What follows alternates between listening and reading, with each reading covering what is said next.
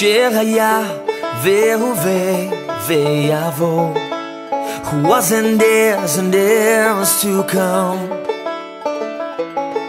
My Savior came, gave his life for me, and I know he's coming back to bring me home.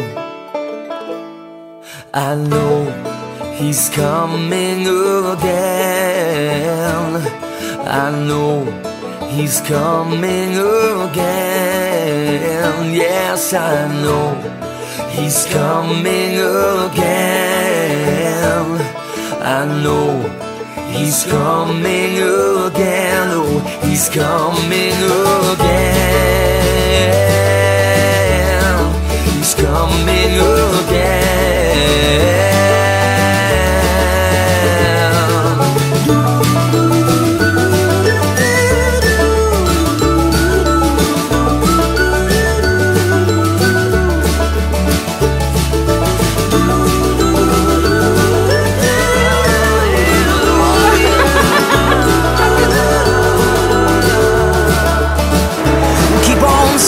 Till he comes again, then we'll sing some more. We'll keep on singing till he comes again, until we reach the golden shores. We'll keep on singing till he comes again, then we'll sing some more. 더 이상 숨지 않겠습니다. 예수 그리스도로 저는 새 사람 되었습니다. 아멘. 죽을 때까지 겸손한 마음으로 오직 주님의 영광을 위해서 살겠습니다. He's coming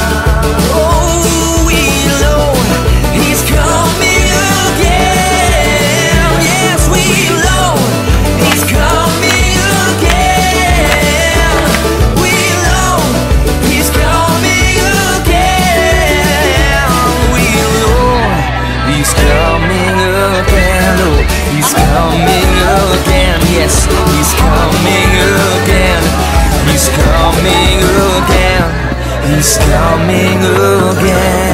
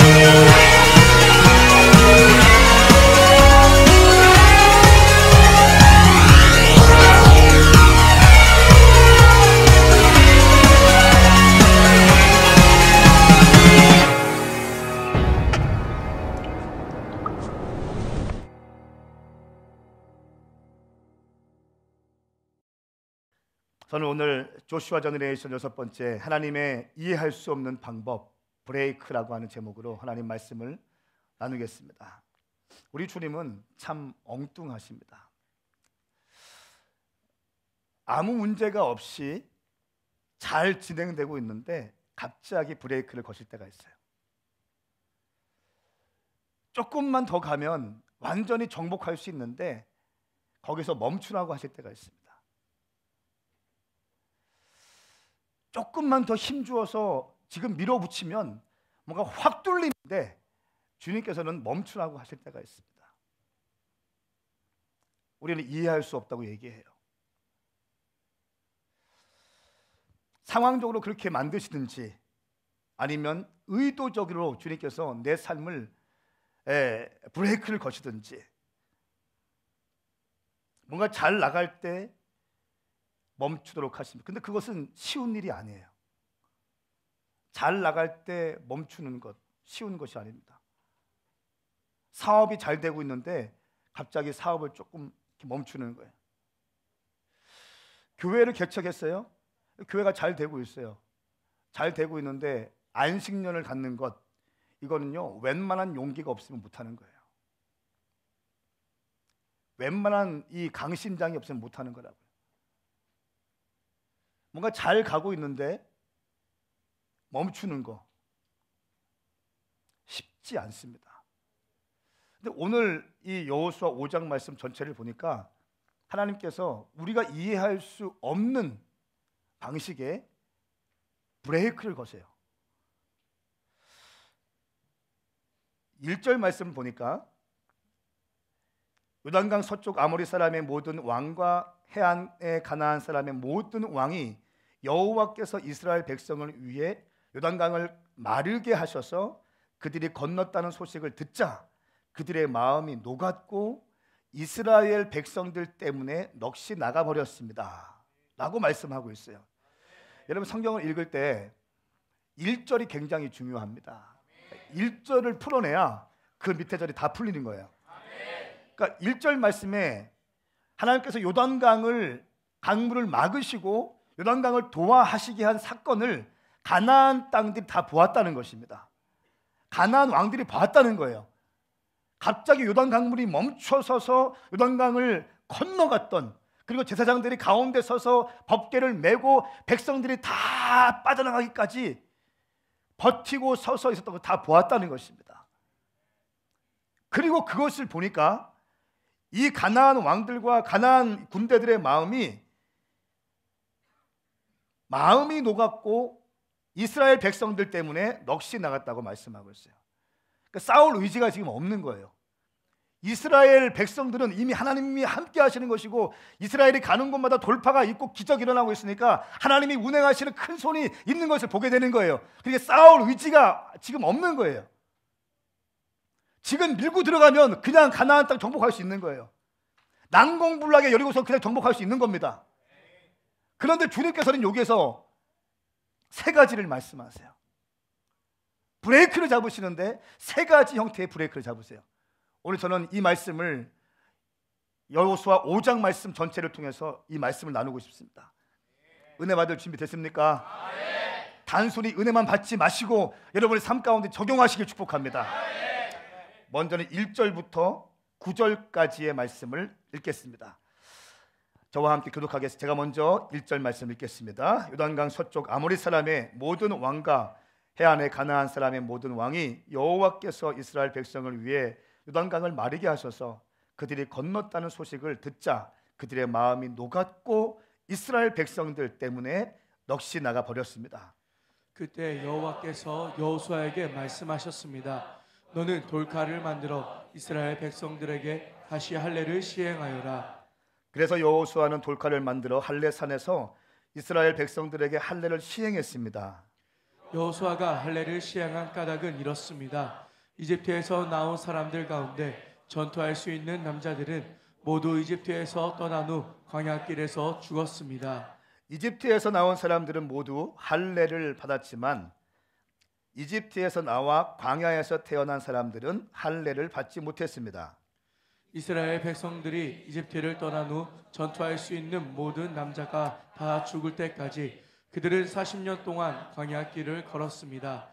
그들이 여호와의 음성에 순종하지 않았기 때문에 여호와께서는 전에 조상들에게 주겠다고 맹세하셨던 적과 꿀이 흐르는 그 땅을 그들이 보지 못할 것이라고 하셨습니다.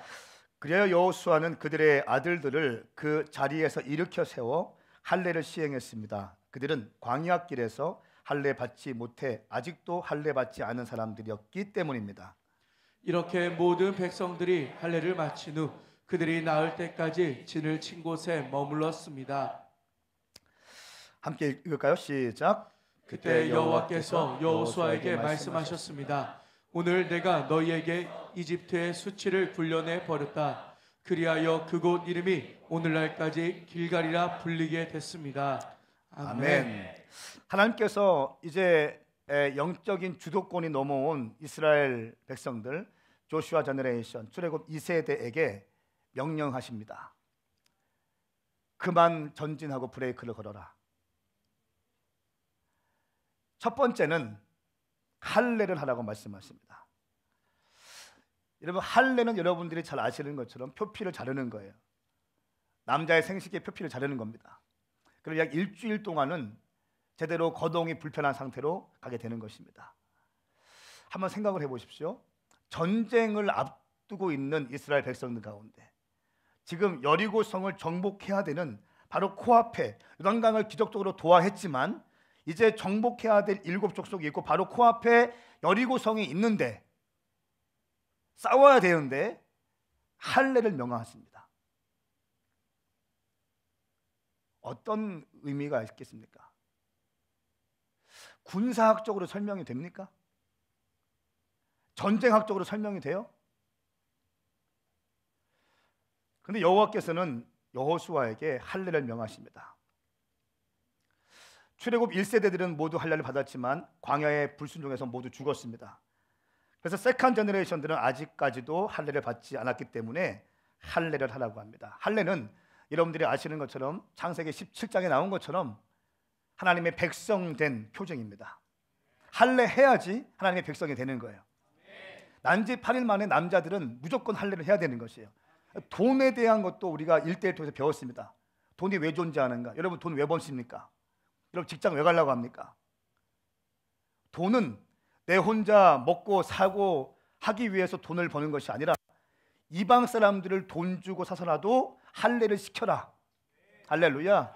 다시 말하면 복음 전도를 위해서 돈이 쓰여야 한다는 것입니다.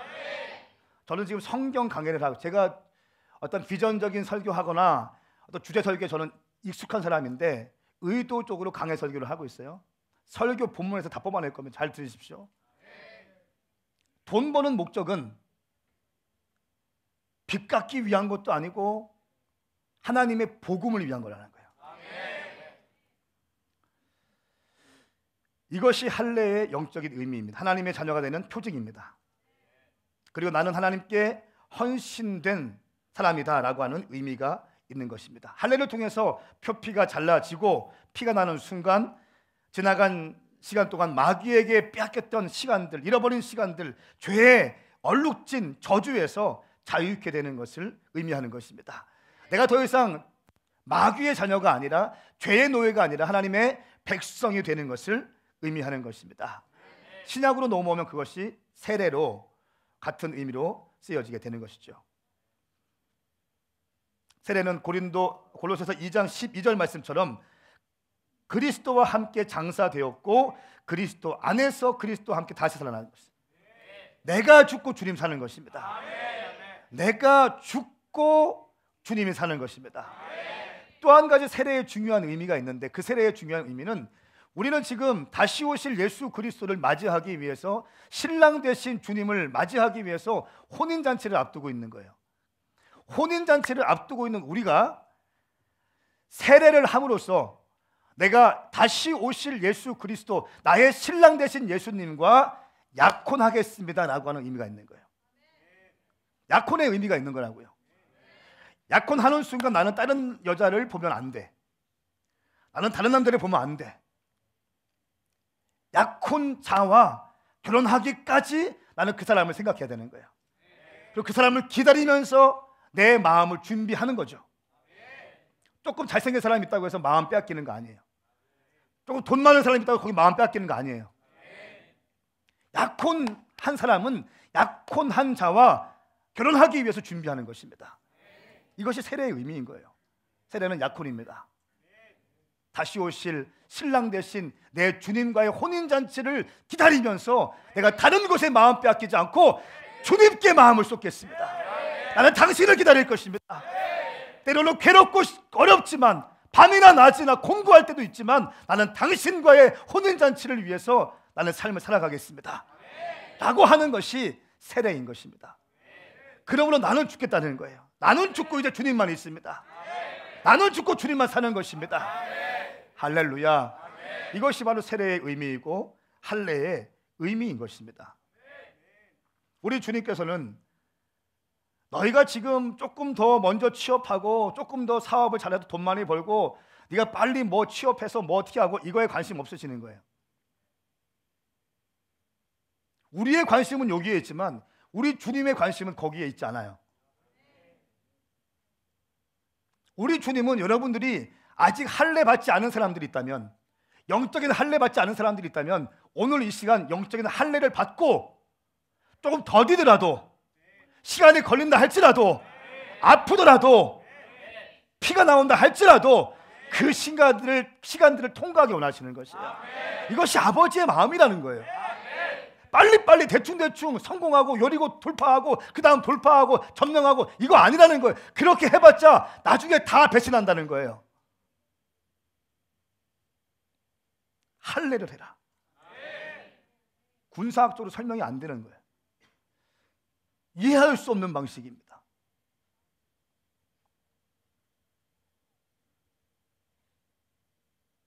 가나안 군대들이 두려워하는 것은요, 이스라엘이 아니었습니다. 이스라엘과 함께 하신 하나님을 두려워했던 것입니다. 하나님과 함께 하지 않는 이스라엘은 아무것도 아닌 것입니다.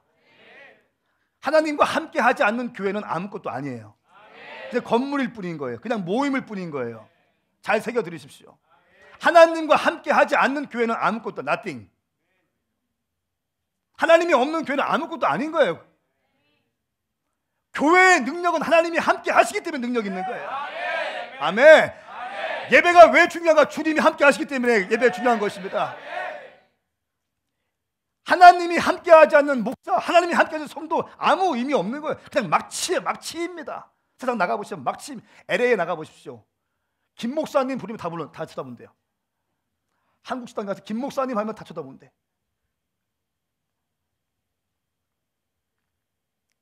하나님과 함께 하지 않는 것은요, 아무런 능력이 없습니다.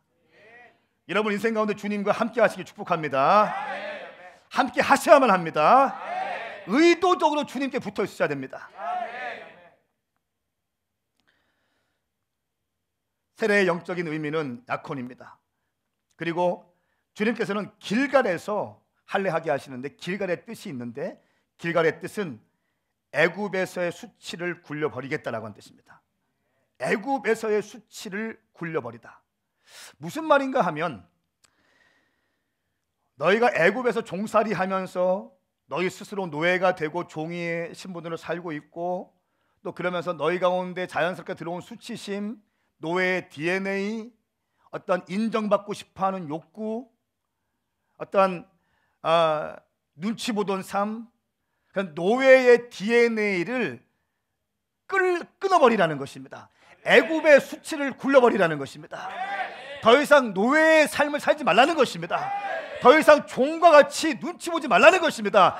너희는 이제 곧 정복자가 될 것이고 성공자가 될 것이고 승리자가 될 것이기 때문에 노예의 옷을 벗어버리고 승리자의 옷으로 갈아입으라는 것입니다. 할렐루야. 이것이 할례를 행했던 길갈의 뜻인 것입니다. 눈치를 보던 삶을 청산하고 노예의 영적 분위기를 다 끝내라는 것입니다. 정복자의 옷을 갈아입으라는 것이에요. 승리자의 옷을 갈아입으라는 것입니다. 너희는 더 이상 노예가 아니라는 것입니다. 너희는 곧 이곳성을 점령할 것이고 너희가 가는 곳마다 돌파가 있을 것이다. 너희는 축배라는 것입니다. 그렇기 때문에 멈추고 할례시키는 거예요. 그런 멘탈리티로는 아무것도 안 되니까, 그런 마음으로 아무것도 안 되니까, 그런 DNA로 아무것도 안 되니까 너의 그 모든 노예의 신분의 DNA, 모든 수치심들 다 끊어버려라. 할렐루야. 영적인 축복을 누리기 전에 먼저 죄의 굴레에서 벗어나고 자유케 되어야 함을 의미하는 것입니다. 여러분, 길갈은 사울이 제국을 시작했던 곳입니다. 그리고 세례 요한이 하나님 나라를 선포한 곳입니다. 또한 엘리야가 승천한 곳이 바로 길갈입니다. 그리고 여호수아 군대가 오늘 할례한 곳이 바로 길갈입니다. 몽땅 기적과 새로운 도약을 위한 곳이 길갈이에요. 근데 길갈이 세계에서 가장 낮은 곳에 위치한다고 합니다. 우리 가이드 하시는 목사님 말씀에 의하면 길갈이 세계에서 가장 낮은 곳에 있다는 거예요. 하나님의 능력을 입고 싶습니까? 뭔가 승리하고 싶습니까? 뭔가 비상하고 싶습니까? 뭔가 돌파하고 싶습니까? 겸손하셔야 됩니다. 겸손하셔야 됩니다. 납작 엎드리셔야 돼요. 납작 쭉 엎드려야 돼.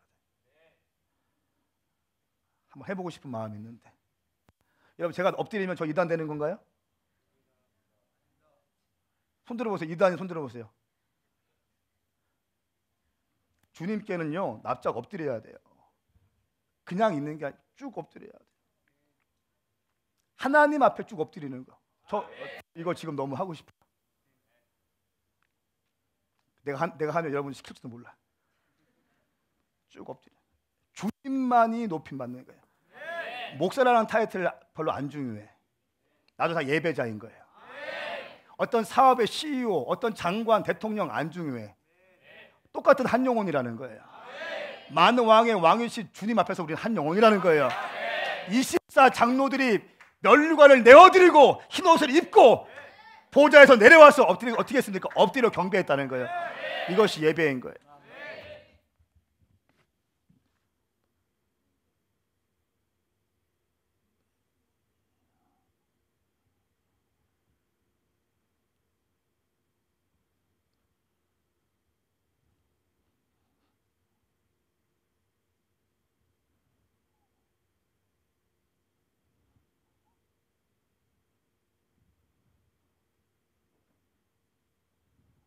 이것이 예배예요.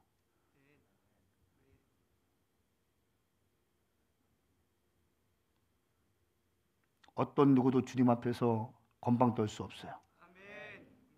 어떤 누구도 팔짱 낄 수 없어요. 어떤 누구도 판단할 수 없어요.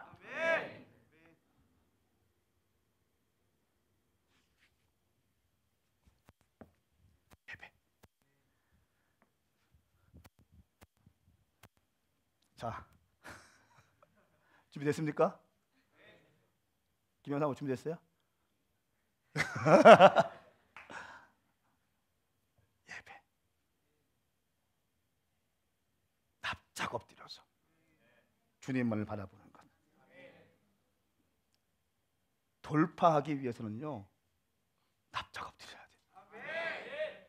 폼 잡고 있지 마세요. 예배 드리는 걸 폼 잡고 있는 거 아니에요. 예배 드리는 거는 어린아이 같은 심령으로 주님을 향하는 거예요. 상한 심령으로 주님을 바라보는 거예요. 상한 심령이 있어야 돼. 상한 심령. 애통하는 심령이 회복돼야 되는 것이에요. 이것이 예배인 것입니다. 여러분, 평생 동안 예배해도 종교인처럼 예배하는 사람들이 얼마나 많아. 아무런 감동도 없어. 아무런 영적인 돌파도 없어. 아무런 인사이트도 없고 아무런 새로운 계시도 없어. 근데 똑같이 그냥 있는 거야. 멍하니 있다가 멍하니 있다가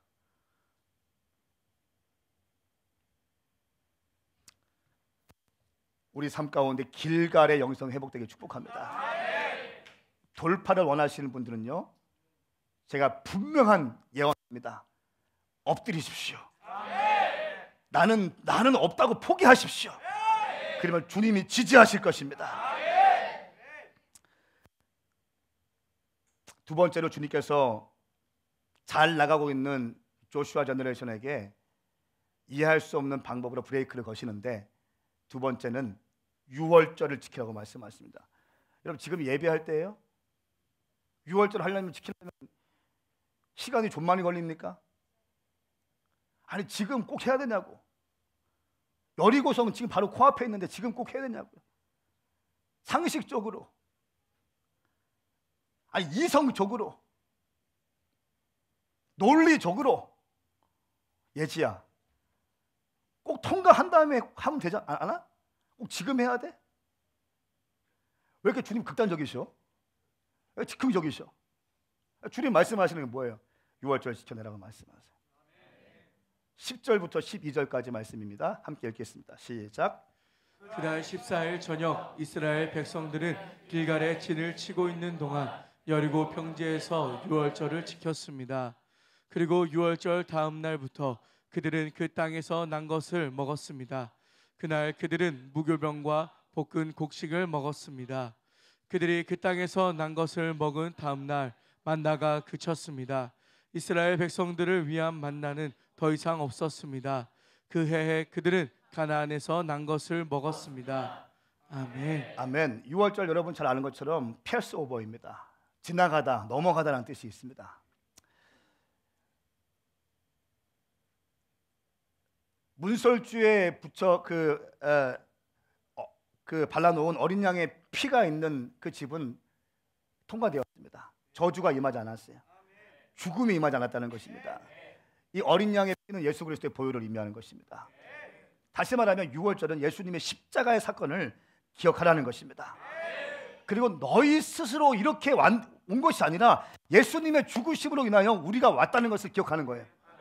너희가 이렇게 애굽에서 수치스러운 삶, 노예의 삶, 죄인의 삶, 종의 삶을 살다가 이렇게 자유자가 된 것은 너희의 공로와 너희의 힘이 아니라 나의 힘이라는 것입니다. 어린 양의 보혈의 피로 인하여 너희가 구원받았음을 기억하라는 것입니다. 그리고 6월절을 지키라고 성경은 말씀하고 있습니다. 영원히 죽을 수밖에 없는 인생이지만 예수님의 보혈로 우리가 새로운 인생이 되었다는 것입니다. 그리고 그것을 너희들은 똑똑히 기억하라는 것입니다. 이것이 예배라는 거예요.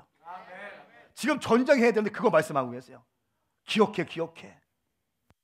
네가 누구인지 기억해. 지금 여리고 성 한 개 차지하는 게 문제가 아니야. 조금 빨리 차지하는 게 문제가 아니야. 조금 빨리 취업하는 게 문제가 아니고, 조금 빨리 돈 버는 게 문제가 아니라, 조금 빨리 결혼하는 게 문제가 아니라 너의 삶 가운데 주인이 누구냐? 네가 어떤 존재였느냐? 기억해라. 감사와 구원의 감사와 기쁨을 회복하라는 것입니다. 근데 이렇게 말씀하십니다. 누룩이 들어가지 않는 무교병을 먹으라 말씀하고 있어요. 누룩은 무엇입니까? 부풀리는 효과가 있어요. 발효 기능이 있습니다. 그래서 음식의 본래의 맛을 변형시킵니다. 본래의 모습을 변질시킵니다. 또 잘 상합니다. 그래서 음식물을 쉽게 부패시킵니다. 무슨 말인가 하면 누룩은 영적으로 인간을 상하게 하고 부패하게 하는 것입니다. 그리고 죄로 인하여 우리를 오염시키는 것을 의미합니다. 누룩이 없는 무교병을 먹으라. 우리 가운데 우리의 심령을 갉아먹고 있는 것들을 제거해야 된다는 것입니다. 이것이 6월절이라는 거예요. 예수님의 보혈의 피로 우리가 깨끗게 되었는데 너희 가운데 시시각각으로 들어오는 누룩을 제거해라. 게으름을 제거하라. 음란을 제거하라. 시기를 제거하라. 예배에 대한 불신앙을 제거하라. 말씀에 대한 불신앙을 제거하라. 기도에 대한 게으름을 제거하라는 것입니다. 이쯤이면 되겠지라고 하는 것을 제거하라. 너의 영성에 조금도 방해되는 것들을 다 제거하라. 철저하게 제거하라는 것입니다. 너의 영혼을 예수 그리스도의 보혈의 피로 거룩하게 만들고 구원의 백성으로 만들어 놓은 예수의 보혈의 피가 심겨진 너의 심령을, 너의 영혼을 변질시키고 왜곡하고 어둠의 영들에게 노예로 다시 회귀시키는 그 누룩들을 제거하라. 조금씩 갉아먹었던 너의 영성을 회복하라. 구원의 감격 빨리 회복하라. 아멘. 주님은 지금 이거 말씀하고 있는 거예요. 여리고성 찾아야 되는데, 여리고성 취해야 되는데 이거 아니라는 거예요. 주님 제거해. 누룩 제거해. 빨리 잘라내. 아멘입니까? 이것이 예수 믿는 거예요. 이것이 신앙생활 하는 것입니다. 그거 안 되면 없어.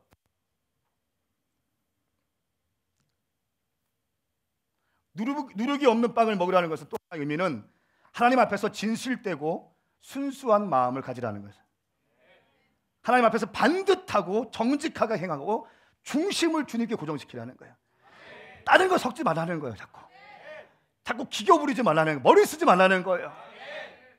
제가 이번에 이스라엘 갔는데 이런 마음 저한테 주셨어요. 다시 한번 제가 한 3년 전에 받은 마음, 아주 강하게 받은 마음, 그 말씀이어서 한동안 계속 그 메시지를 선포했는데, 다른 것은 모르지만 주님 사랑하는 것만큼은 최고가 되고 싶다는 제 진실된 고백이 터져나오기 시작했어요. 다른 건 모르지만 나는 주님을 사랑하는 것만큼은 세계 제일인 목사가 되고 싶어요. 우리 오메가 교회가 다른 건 모르겠어요. 주님을 사랑하고 사랑으로 인한 주님께 헌신하는 것만큼은 최고인 교회가 되고 싶어요. 그런 청년들로 세우고 싶은 거예요. 그런 성도들로 세우고 싶은 것입니다. 능력이 아니라, 화려한 것이 아니라, 내가 여리고성 몇 개 그거 아니라 주님을 사랑하는 것은 세계 최고인 교회. 거기 가면 왠지 순수해. 거기 가면 왠지 눈물이 있어. 거기 가면 왠지 마음이 환불해. 다 상한 심령이야. 예배 가운데 눈물이 있고, 기도 가운데 통곡하는 기도가 있고, 기도 가운데 그 금요일날 기도 오면 막 기도하는 청년들이 있고, 통곡하는 기도하는 청년들이 있고, 새벽에 오면 막 기도하고, 장년들 기도하고, 막 섬기려고 하고, 헌신하려고 하고, 감사하다고 얘기하고, 고맙다고 얘기하고, 이런 교회 만들고 싶다는 거예요. 건방 떨고 막 냄새 납니다. 주님 원치 않은, 주님이 훅 치워버리세요. 아멘. 주님이 치워버리세요. 저는 그런 교회 꿈꿔요.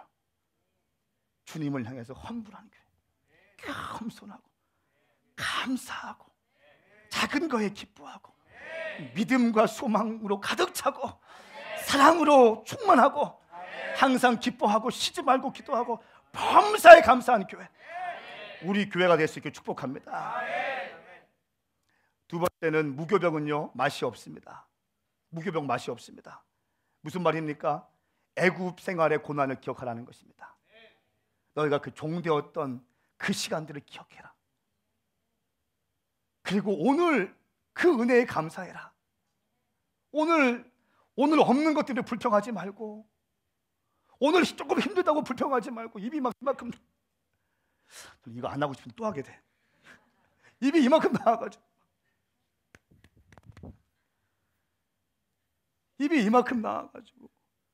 이미 주신 게 이렇게 많고 이렇게 많은 은혜를 주셨는데 없는 것만 다 찾는 거예요. 그냥 없는 것만 불평하고, 그러니까 감사도 안 나오고, 그러니까 기쁨이 사라지고, 그러니까 기도도 안 되고, 그러니까 예배도 그냥 제끼게 되고, 작은 거 하나하나. 할렐루야. 애굽 생활의 고난을 잊지 말고 오늘의 은혜에 감사하며 살라는 것입니다. 여러분, 홍해는 예수님의 죽으심을 상징합니다. 그리고 요단강을 건너는 것은요, 홍해를 건너는 것은 예수님의 보혈의 피로 우리가 구원받는 것을 의미해요. 종되었던, 애굽에서 종되었던 우리가 예수님의 보혈의 피로 구원받은 백성이 되었어, 자유의 몸이 되었다는 거예요. 그리고 뭐가 있습니까? 광야 가운데 끝에 요단강이 있잖아요. 이건 뭡니까? 어떤 걸 의미하겠어요? 우리의 죽음을 의미하는 거예요. 나의 죽음을 의미하는 거예요. 나의 죽음을 통해서 회복이 될 수 있는 것입니다. 할렐루야. 성도의 단계가 있습니다. 처음에는 종살이 했어요. 애굽에 있을 때 종살이 했습니다. 노예가 되었어요. 근데 예수님의 공로로 인하여 어떻게 되었습니까? 홍해를 건넜어요. 그리고 광야 가운데 살기 시작합니다. 구원받은 성도가 되었어요. 구원받은 성도들에게 주님께서 뭐 주십니까? 만나와 메추라기를 주셨어요. 하나님 은혜 가운데 주셨다는 거예요. 그런데 이제 정복의 땅, 약속의 땅, 언약의 땅에 들어가기 위해서는 뭘 건너야 돼요? 요단강을 건너야 돼요. 요단강을 건넌다는 것은 내 자아의 죽음을 의미합니다. 내가 완전히 죽어야 되는 거예요. 내가 죽어야 되는 거예요. 내가 죽고 주님이 사는 것입니다. 그리고 약속의 땅에 들어갈 수 있는 거예요. 약속의 땅에 들어갔어요. 들어갔는데 거기서 뭐 해야 됩니까? 뒤에 나오지만 가나안 땅에 들어가니까 그 다음 날부터 만나가 그쳐요. 광야에서는 메추라기를 만나를 기다렸어요. 입 벌리고 있으면 됐어요. 주님이 매일 주시니까. 그런데 요단강을 건넌 다음에 가나안 땅에 들어가니까 이제 입 벌리고 있어도 안 주셔. 어떻게 말씀하시는 겁니까? 내가 너에게 명령하고 약속했던 약속의 땅을 너희가 차지하라는 것입니다. 너희가 요단강을 건넜고 창을 들고 싸우라는 것입니다. 이제는 하늘을 보고 입을 벌리고 만나와 메추라기 시즌이 끝났다는 것이 새로운 챕터로 넘어가는 거예요. 새로운 챕터로 넘어가는 것입니다. 여러분 잘 기억하십시오. 이 챕터에서는요, 여러분들이 싸우셔야 돼요. 약속의 말씀을 붙들고 싸우셔야 하는 것입니다. 여리고성을 깨기 위해서 싸우시라는 것입니다. 정복하기 위해서 싸우시라는 것입니다. 여러분이 아침에 일찍 일어나 기도하면서 싸우라는 것입니다. 최선을 다하여서 삶을 살아가라는 것입니다. 그럴 때 주님께서 약속의 땅을 주신다는 것이에요. 그 다음에 뭐가 있습니까? 정복한 다음에 그 다음에는 축복의 통로의 삶이 있어요. 여기까지 오셔야 돼요. 여기까지 오셔야 돼요.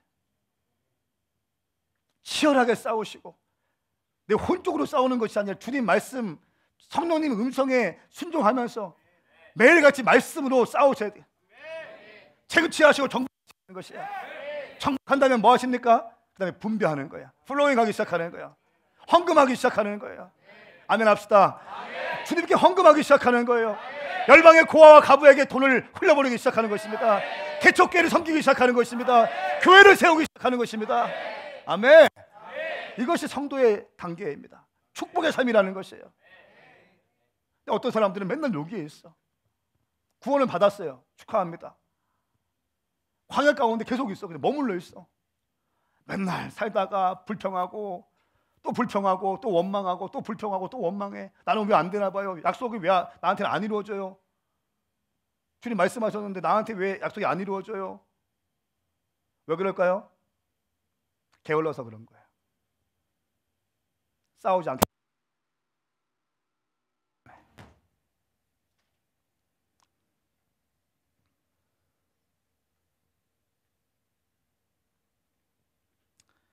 (11절) (12절) 말씀, 12절 말씀 제가 읽겠습니다. 그들이 그 땅에서 난 것은 먹은 다음 날 만나가 그쳤습니다. 이스라엘 백성들을 위한 만나는 더 이상 없었습니다.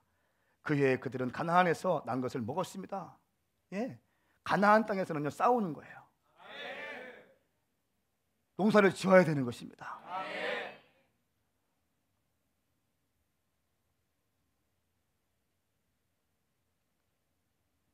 그래야지 축복의 통로가 될 수 있는 거예요. 가나안 땅에 갔는데도 광야의 삶을 자꾸 꿈꾸고 있어. 예수 처음 믿고 교회 처음 왔을 때는요 섬김의 헌금도 많이 들어와요. 이스라엘 뭐 이렇게 아울렛이 간다 그럴 때 희한하게 섬김의 헌금 들어오고 해서 항공비 준비되고 그런 사람 많죠? 많잖아요. 목사님 불러가지고 가끔 돈도 찔러주고 있잖아요.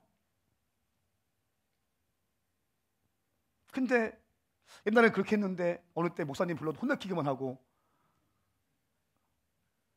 섬김의 헌금 은근히 기대했는데 내 이름 없고 다른 사람 이름, 루키들 막 이름 불려주고 막. 왜 그럴까요? 시즌이 바뀐 거예요. 시즌이 바뀌었다고요. 어떻게 하셔야 됩니까? 스스로 치고 들어가서 스스로 개척해야 되는 거예요. 약속을 받았으면 그 약속을 붙들고 이제는 삽을 들고 창을 들고 그 땅을 경작하라는 것입니다. 가나안 족속이 점령하고 있는 곳에 가서 언약의 약속을 받았으면 싸워서 정치하라는 것입니다. 싸우지 않고는 정치가 없을 것입니다. 절대적인 것입니다. 싸우지 않고는 정치가 없을 거예요. 교회는 싸우는 곳입니다. 교회는 군대가 돼야 되는 것입니다.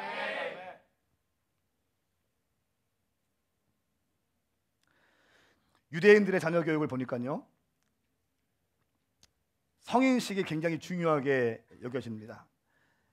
바르 미츠바라고 하는데 바르는 아들을 뜻하고 미츠바는 율법을 의미합니다. 그래서 바르 미츠바는 율법의 아들, 뭐 계명의 아들, 계약의 아들이라고 하는 뜻이 있는데요. 성인식이라고 합니다. 이 성인식을 하면 13살이 되면 성인식을 하게 되는데, 성인식을 하게 되면 금요일 저녁과 토요일 아침 예배에 참석해야 되는 의무예요. 무조건 참석해야 되는 거예요. 그리고 이때부터 토라를 읽을 수도 있고 또 기도할 수 있는 권한이 생기게 되는 것입니다. 또 헌금위원으로 봉사할 수 있는 기회도 주어져요. 이런 훈련을 통해서 1년 후에 자유롭게 예배를 도울 수 있는 예배의 섬김이로 쓰임받을 수 있는 기회도 되는 거예요. 그런데 이 유대인들이 세계에서 가장 많은 엘리트가 있지 않습니까? 13세에 성인식을 하는데, 성인식이 굉장히 중요하기 때문에 하객들이, 친척들, 친구들, 선배들이 다 모이는데 보통 200명 정도가 모인대요. 200명 정도가 모이는데, 그러니까 어떻게 보면 결혼식보다 더 중요하게 여기는데, 이때는요 보통 이스라엘 성인식 하는 아이들의 성인식 때 들어온 그 축의금 있지 않습니까? 그것이 약 4, 5천만 원이 된대요. 한국 돈으로. 아니 왜 안 놀라십니까? 당신 생일 때 뭐 이렇게 말이 들어옵니까? 4, 5천만 원, 4, 5천만 원. 나이가 13살 나이에 4, 5천만 원이 들어온다요. 그런데 그 돈을 가지고 이제 뭐 하는가 하면 3살 때부터 3살까지는 그냥 막 키운다는 거예요. 실수해도 그냥 안아주고 무조건 뽀뽀해주고 무조건 내 새끼 귀하다고 얘기해주고. 그런데 3살부터는 훈육이 들어간다는 거예요. 말씀을 가르친다는 거예요. 혼내킨다는 거예요. 몇 살부터? 3살부터. 그리고 3살부터 말씀을 그렇게 배우면서 13세가 되면 성인식을 하는데, 이때 4, 5천만 원이 보통 평균적으로 들어온다는 거예요. 이 4, 5천만 원을 가지고 어떻게 하냐면 부모님과 함께 공동으로 경제적인 일을 한다는 거예요. 그래서 주식에도 투자하기도 하고, 또 어떤 이 재정을 가지고 좋은 일에 쓰기도 하고 하면서 23살 때 완전히 부모님께 독립하는데, 이때까지 돈을 만들어서 보통 4, 5천만 원의 성인식에 들어온 축의금 가지고 보통 약 1억 원 정도의 재정을 가지고 시작한다는 거예요. 그 재정을 가지고 독립적인 삶을 시작한다는 거예요. 몇 살 때요? 얼마? 전 44인데. 그러면서 경제적인 것을 배운다는 거예요. 훈련한다고 합니다. 무슨 말입니까? 아이 때는 그냥 무조건 받아주는 거예요. 3살이 되면 말씀으로 훈육하기 시작하는 거예요. 13세가 되면 성인이 됐다고 가르쳐주고 재정적인 것도 지원해주고, 23세가 되면 완전히 독립시켜주고. 여러분, 그런데 오늘날 우리 신앙생활의 모습은 어떻습니까? 계속 유아예요. 계속 우유병 꽂고 있어. 3년이 지나고 10년이 지나고 계속 우유병 꽂고 있어. 건강하지 않은 겁니다. 성장하시기 축복합니다. 아멘인가요? 신앙도 다 시즌이 있는 것입니다. 광야 시절에는 주님이 책임져 주시고 먹여주시는 때가 있습니다. 그러나 가나안 땅에 들어가면 우리가 싸워서 정복해야지 먹을 수 있는 것입니다. 싸워서 정복해야지 약속의 땅을 차지할 수 있는 것이고, 하나님께서 비전, 그냥 주님 비전을 주십시오, 주님 주십시오 한다고 됩니까? 아니요.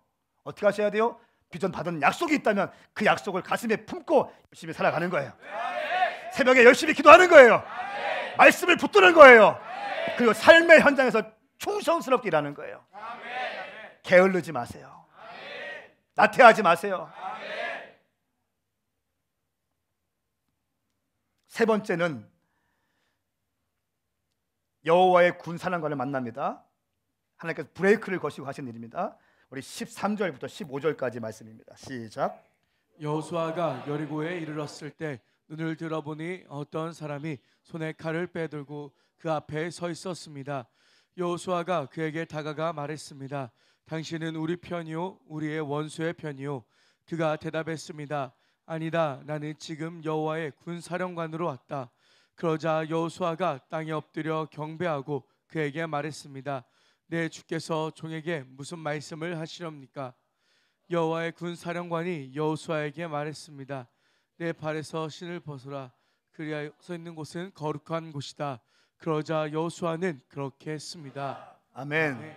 어떤 사람은 이 여호와의 군사령관을 천사라고 하기도 하고 아니 하나님 자체라고 하기도 합니다. 어쨌든 13절 말씀 보니까 여호수아가 여리고에 이르렀을 때 다 할례 받은 사람들이 다 누워 있습니다. 지금 다 할례가 끝난 상태입니다. 그리고 여호수아 혼자 여리고 성에 갑니다. 가면서 뭐 했을까요? 정탐했을 거예요. 뭐 했을까요? 기도했을까요? 전 여기서 리더의 고뇌와 거룩한 책임감을 봐요. 리더가 어떻게 합니까? 여리고에 가서 먼저 딱 돌아보기 시작하는 거예요. 기도했을 거예요. 리더의 고뇌와 책임을 보게 됩니다. 그런데 그때 여호와의 군사령관, 저는 하나님으로 봅니다. 하나님께서 딱 등장하시는 거예요. 싸우시는 하나님께서. 여호수아가 어떻게 합니까? 처음에는 좀 어벙벙하게 있다가 하나님의 군사령관이라는 말 듣자마자 어떻게 합니까? 엎드려 경배해요. 여기서 중요한 것이 뭔지 아세요? 어떻게 여호와의 군사령관을 알아볼 수 있는가? 평상시에 일상 가운데 말씀과 함께 했기 때문에 그런 거예요. 여러분 기억하십니까? 여호수아 1장 말씀을 우리는 너무 잘 알고 있습니다. 1장 8절 9절 말씀에 이렇게 말씀하고 있어요. 이 율법책이 내 입에서 떠나지 않게 하고 그것을 밤낮으로 묵상해서 그 안에 기록된 모든 것을 지켜라.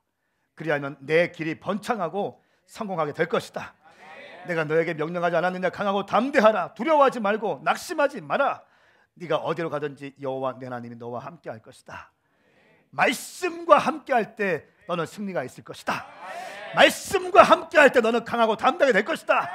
말씀과 함께 할 때 낙심은 떠나가게 될 것이다. 말씀 보지 않으니까 두려운 것입니다.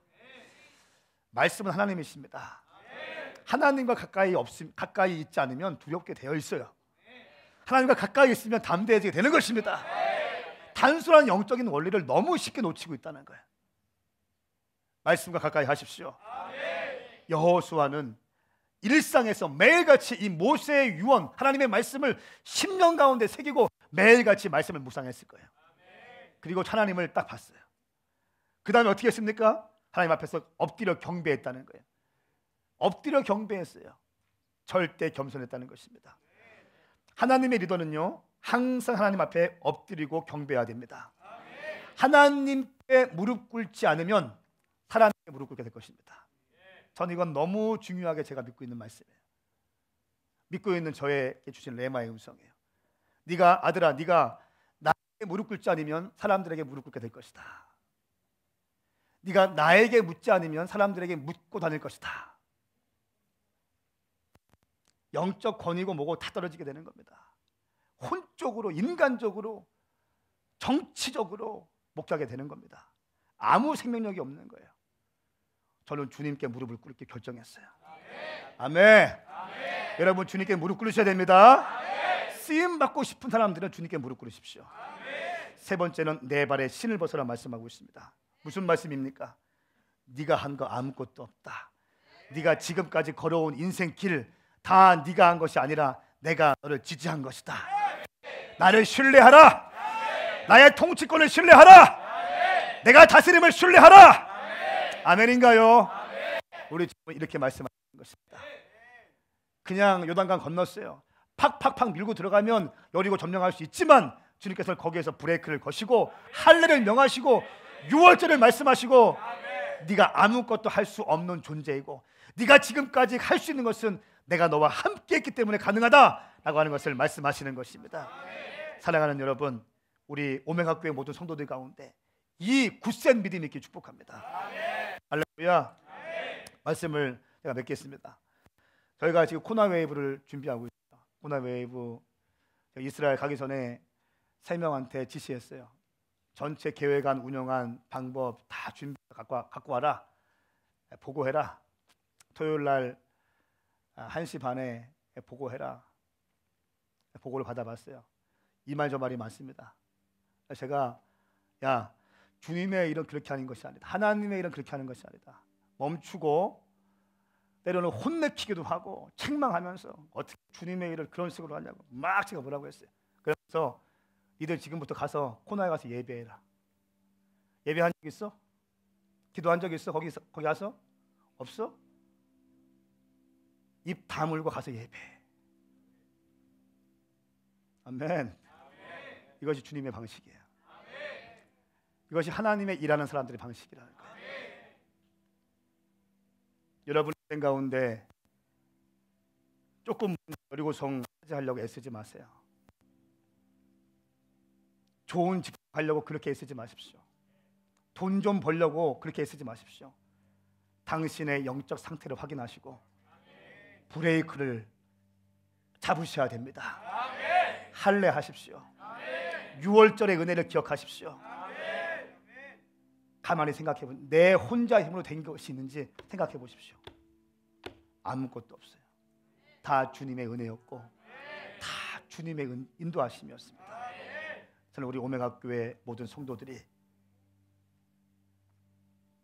언젠가는 약속의 땅을 정복할 것인데 전 세계 1000개 캠퍼스 앞에 교회가 세워지게 될 것이고 수많은 청년들이 완전히 헌신되어진 청년들이 순수한 심령으로 어린아이 같은 심령으로 상한 심령으로 주님을 예배할 자다. 겸손과 온유함으로 내 삶에 오직 주님만 있습니다. 나는 주님의 것입니다. 내가 주님을 위해 헌신하겠습니다. 내가 필리핀에 들어갈 것이고 내가 예루살렘에 들어갈 것이고 내가 터키에 들어갈 것이고 내가 거기에서 복음을 심겠습니다 라고 하는 믿음의 청년들이 세워지게 될 것입니다. 할렐루야. 단순히 한 개, 두 개 이런 차원이 아니라는 거예요. 그러기 위해서는 영적 할례가 필요한 것입니다. 아멘. 함께 일어나십시다.